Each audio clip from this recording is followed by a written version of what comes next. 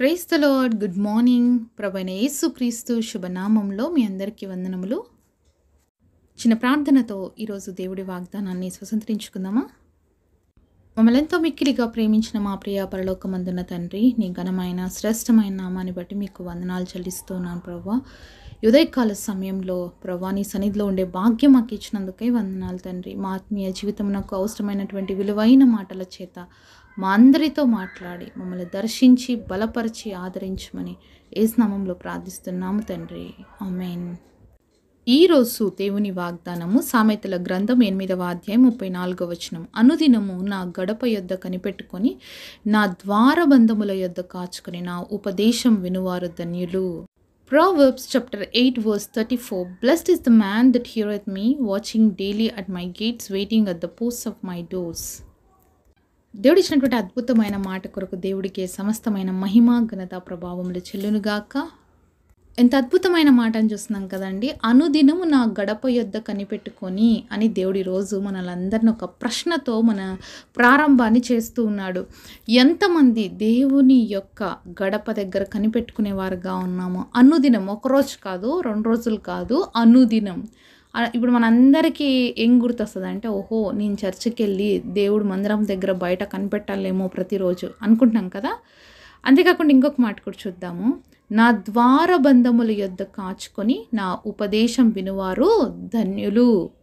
ఎక్కడ కాచుకొని దేవుడు ఉపదేశం వినాలి అంటున్నారు? దేవుడి యొక్క ద్వారబంధముల యొద్ద కాచుకొని దేవుడు ఉపదేశం వినాలి. అలాంటి వాళ్ళు ధన్యులు అని దేవుడు వాక్యం సెలవిస్తోంది. అయితే మొదటిగా వచ్చిన ప్రశ్న కరెక్టేనండి మనకి. అంటే దేవుడి మందిరం దగ్గరికి వెళ్ళి ఆయన యొక్క గడప దగ్గర నేను కనిపెట్టుకొని అక్కడ కూర్చొని నేను దేవుడి వాక్యం వినాలి, దేవుడి మాటల చేత నేను బలపరచబడాలి అని చెప్పేసి మనం అనుకుంటున్నటువంటిది ఒక రకంగా కరెక్టే. కానీ ఈరోజు ప్రతి ఒక్కరికి టైం ఉందండి? ఈ మధ్యకాలంలో చాలామందికి కనీసం ఆదివారం దేవుడి సన్నిధికి వెళ్ళే టైం లేదండి పాపం. చాలామందికి నెలలు కూడా చర్చెస్కి వెళ్ళరు. చాలామంది పండగ క్రైస్తవులు ఉంటారు, ఒక పండగ పూట మాత్రమే చర్చ్కి వెళ్తారు. ఇంకొంతమంది మరి ఏదో చర్చ్కి వెళ్తున్నామంటే వెళ్తున్నాము, దేవుడి మందిరంలో కూర్చోవాలంటే కూర్చుంటున్నాము, వెనక్కి వస్తున్నాము. కానీ దేవుడు ఒక మాట ఇక్కడ పర్టికులర్గా చెప్పారు. ఏమంటే దేవుడి సన్నిధిలో కనిపెట్టుకొని ఆయన ఉపదేశం వినాలంట, వాళ్ళు ధన్యులు అని దేవుడు మాటలు సెలవిస్తున్నాయి. అయితే ఈరోజు అనుదినం దేవుడు వెళ్ళమంటున్నాడు కాబట్టి అనుదినం పాసిబుల్ అవుతుందా? చర్చెస్కి వెళ్ళడానికి అందరికీ అనుదినం అవుతుందా? కాదు. కాబట్టి దేవుడు ఏం చెప్తున్నాడంటే, దేవుని సన్నిధిలో మనకంటూ ఒక ప్రార్థన గదిని కలిగి దేవుని యొక్క గుమ్మంలో మనం కనిపెట్టుకోవాలి. మనం దేవుడి సన్నిధిలో ఒక ప్రార్థనను జీవితాన్ని కలిగి ఆయన సన్నిధిలో మనం ఆయన గదిలోకి వెళ్ళి కనిపెట్టుకొని దేవుడు ఏం చెప్తున్నాడో ఆ ఉపదేశం వినడం అనేది నేర్చుకోవాలండి. మరి వాక్యం వింటున్నటువంటి మీలో ఎంతమంది దేవుడి స్వరం వినే అనుభవం ఉందండి? అంటే దేవుడు డైరెక్ట్గా వచ్చి మాట్లాడతాడా అంటే కాదండి. దేవుడు ఎన్నో రకాలుగా మాట్లాడతాడు. మరి పూర్వకాలంలో పాతకాలంలో అయితే దేవుడు ప్రవక్తలతో మాట్లాడినాడు, అవసరమైనప్పుడు ఆయన ప్రత్యక్షత కనపరుచుకున్నాడు, కళల ద్వారా మాట్లాడాడు, రకరకాలుగా మాట్లాడాడండి. కానీ ఇప్పుడున్నటువంటి నేటి దినాల్లో దేవుడికి ఎవరన్నా ప్రత్యక్షమవుతున్నారా? లేదు. మరి కళల ద్వారా సహజంగా కొంతమందికి ఇలాంటివి చూస్తున్నాం. అయితే నేడు దేవుడి యొక్క పరిశుద్ధ గ్రంథం మనకు ఉందండి. పరిశుద్ధ గ్రంథము ద్వారానే దేవుడు తన ప్రజలతో మాట్లాడుతున్నాడు. అంతేకాకుండా ఇలాగ వాక్యం వింటున్నప్పుడు దేవుడు మాట్లాడుతున్నాడు. అనేక మనుషుల్ని ప్రేరేపించి దేవుడు మాట్లాడుతూ ఉన్నాడు. ఇలా దేవుడు డిఫరెంట్గా ఒక వ్యక్తితో మాట్లాడడానికి ఇష్టపడుతున్నాడు. మొదటిగా దేవుడు మాట్లాడేది ఎక్కడైనా ఉంది అంటే అది దేవుడు వాక్యం చదివేటప్పుడే మనతో మాట్లాడతాడండి. కాబట్టి దేవుడు ఏం చెప్తున్నాడు అంటే, అనుదినం నా గడప దగ్గర కనిపెట్టుకోండి. అంటే ఒకరోజు దేవుడు మాట్లాడలేదు, ఇంకొక రోజు దేవుడు మాట్లాడలేదు అని మనకు అనిపిస్తుందేమో. కానీ దేవుడు ప్రతిరోజు మనతో మాట్లాడుతుంటాడు. వినే చెవులు మనకు ఉండాలి కదా. దేవుడు మాటలు వినడానికి మన హృదయం సిద్ధంగా ఉండాలి కదా. ప్రతిరోజు మనం కానీ ఆయన సన్నిధికి వచ్చినప్పుడు ఏమవుతుందంటే మనకి ఒక అలవాటు, అంటే దేవుడితో వ్యక్తిగతమైన సంబంధం కలిగి ఉంటాం అనమాట. ఎవరితో అయినా ఫస్ట్ డే ఫోన్ మాట్లాడేటప్పుడు, సెకండ్ డే ఫోన్ మాట్లాడేటప్పుడు, థర్డ్ డే, అలాగే 1 month 1 year ఎంత డిఫరెన్స్ ఉంటుందండి? స్టార్టింగ్లో మాట్లాడినట్లు కానీ సంవత్సరం అంతా అలానే మాట్లాడతారు ఎవరన్నా? లేదు కదా. ఇంకా క్లోజ్నెస్ పెరుగుతుంది, ఇంకా ఓపెన్నెస్ పెరుగుతుంది, ఇంకా చక్కగా మాట్లాడుకుంటారు. అప్పుడు ఒక గంట సేపు మాట్లాడితే ఎక్కువ అనిపిస్తే రోజు రోజంతా మాట్లాడడానికి కూడా చాలామంది రెడీగా ఉంటారనమాట. అంత అంత అటాచ్‌మెంట్ పెరిగిపోతుంది. అలాగే ప్రతిరోజు దేవుడి సన్నిధిలో మనం కూర్చొని ఆయన మాటలు వింటున్నప్పుడు మనకి దేవుడు మాటలు ఇంకా వినాలనిపిస్తది. దేవుడితో ఇంకా ఎక్కువ సమయం గడపాలనిపిస్తది. ఆయనతో వ్యక్తిగతమైన సంబంధాన్ని కలిగి ఉంటే ఎంత బాగుండనిపిస్తది. ఆయన గడప దగ్గర, ఆయన సన్నిధిలో మనం మోకరించినప్పుడు ఆయన వాక్యం మనకు ప్రత్యక్షమవుతది.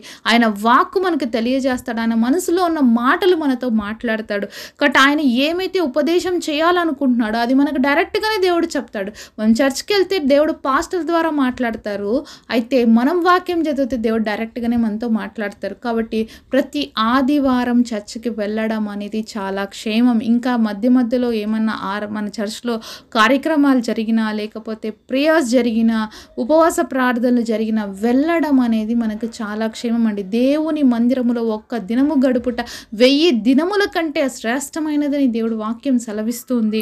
అవకాశం లేకపోతే పర్లేదండి. అవకాశం ఉన్న సమయంలో అయినా ఖచ్చితంగా మనం వినియోగించుకోవాలి. అలాగే మన ప్రార్థన గది అనే అనుభవంతో దేవుడి యొక్క పాదాల దగ్గర మనం కూర్చొనగలిగితే నిజంగా మనం ధన్యులమండి. ఎందుకంటే బైబిల్‌లో మనం మార్తా, మరియలని ఇద్దరు చూస్తాం. వాళ్ళిద్దరూ సిస్టర్స్. అయితే మార్త దేవుడొచ్చాడని చెప్పి హడావుడిగా దేవుడితో పాటు శిష్యులకి వాళ్ళందరికీ ఆహారం సిద్ధపరుస్తా ఉంది. అయితే మరియ ఏం చేస్తుందంటే దేవుడి యొక్క పాదాల దగ్గర కూర్చొని దేవుడి మాటలు వింటుంది. అంటే మార్త చేసింది తప్పా అంటే తప్పు కదండి. తను ఆతిథ్యం ఇచ్చేటువంటి కార్యక్రమంలో ఉంది. అది కూడా కరెక్ట్. అది చాలా మంచి పద్ధతి. అది చాలా అవసరమైనది. అయితే దేవుడు ఏమన్నాడంటే మరియ ఇంకొంచెం ఉత్తమమైన దాన్ని ఎంచుకుంది.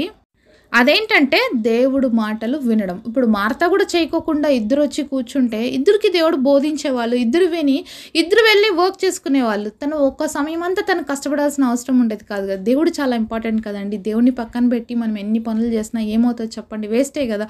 దేవుడు లేకోకుండా మనం ఎన్ని ప్రయత్నాలు చేసినా అది వేస్టే కదా. అదనమాట జరిగిండేది. ఇప్పుడు మార్త దేవుడి కోసమే చేస్తుంది, అది 100% ష్యూర్. అయితే తను ఏం చేసి ఉండొచ్చు, ఆల్టర్నేట్గా మార్త మరియ ఇద్దరు కలిసి దేవుడి సన్నిధిలో వాక్యం, దేవుడు చెప్పే మాటలు విని ఇద్దరు కలిసి వంట చేసింటే మార్త టైం అనేది సేవ్ అయ్యేది కదా. ఇప్పుడు తనకి ఫ్రస్ట్రేషన్ వచ్చింది, కోపం వచ్చింది, దేవుడి దగ్గరకు వచ్చి నేను ఒక్కటే కష్టపడుతుంటే నీకు చింత లేదా ప్రవ్వా అనేసింది కదా.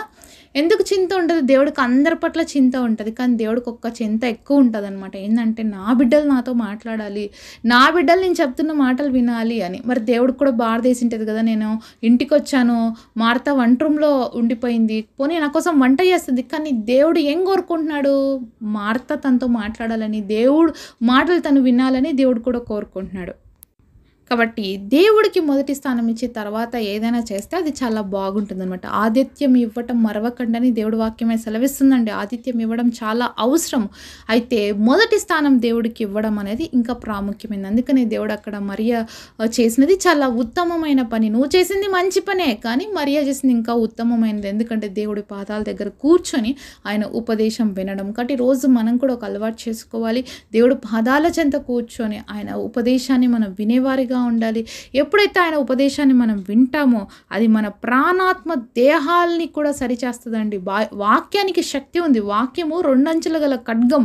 కాబట్టి వాక్యం అనేది మన జీవితాన్ని సరిచేస్తుంది, మన బ్రతుకుల్ని సరిచేస్తుంది, మన మానసికతని, అలాగే మన శారీరకమైన ఆరోగ్యాన్ని, అలాగే మన ప్రతి పరిస్థితిని కూడా మార్చగలుగుతుంది. ఎందుకంటే దేవుడు వాక్యము చాలా శక్తివంతమైంది. కాబట్టి ప్రతిరోజు దేవుడు వాక్యం మనం చదువుతూ ప్రతిరోజు మరి దేవుడి మాటలు మన హృదయంలో భద్రపరచుకొని నడుచుకున్నట్లయితే మన ఆధ్యాత్మిక జీవితంలో మనం ఉన్నత స్థితికి చేరతాము.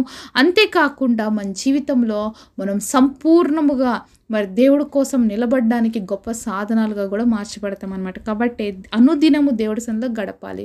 కాబట్టి ఆదివారమో కొన్నిసార్లు మాత్రమే మందిరంకి వెళ్ళగలుగుతామేమో, కానీ అనుదినము మన ప్రార్థన గదిలో, మన దేవుడి సన్నిధిలో ప్రతిరోజు మనం ఆయనతో గడిపేవారిగా ఉండాలి. అంతేకాకుండా కనిపెట్టుకొని ఆయన మాట్లాడే స్వరాన్ని మనం వినాలన్నమాట. ఏదో బైబిల్ చదివేసినా వెళ్ళిపోయినానని కాదు, కానీ ఆయన ఏం మాట్లాడుతున్నాడో అది వినడానికి మనం సిద్ధపడినట్లయితే దేవుడు తప్పకుండా మనతో మాట్లాడతాడు. ఈరోజు నుంచి ఆ యొక్క అనుభవాన్ని నేర్చుకుందాం. అట్టి కృప దేవుడు మనందరికీ దయచేయునుగాక. పరిశుద్ధుడైన తండ్రి, మీరు మాతో మాట్లాడిన ప్రతి మాట కొరకు వందనాలయ్యా. అనుదినము నాయనా మరి నీ సన్నిధిలో కూర్చొని నీ మాటలు వినేవారిలాగా ఉండుటకు కృప చూపించండి. మరి ఏ విధంగా అయితే ఉత్తమమైన దాన్ని ఎంచుకొని నీ స్వరాన్ని వినిందో అలాగే మేమందరం కూడా నీ స్వరాన్ని విని మీతో మమేకమై నీ కోసం ఈ లోకంలో జీవించే కృపనివ్వమని యేసు నామములో ప్రార్థిస్తున్నాం తండ్రి. ఆమేన్. ఈరోజు బర్త్డే అలాగే వెడ్డింగ్ యానివర్సరీ సెలబ్రేట్ చేసుకుంటున్న మీ అందరికీ కూడా wish you happy birthday and happy anniversary. God bless you.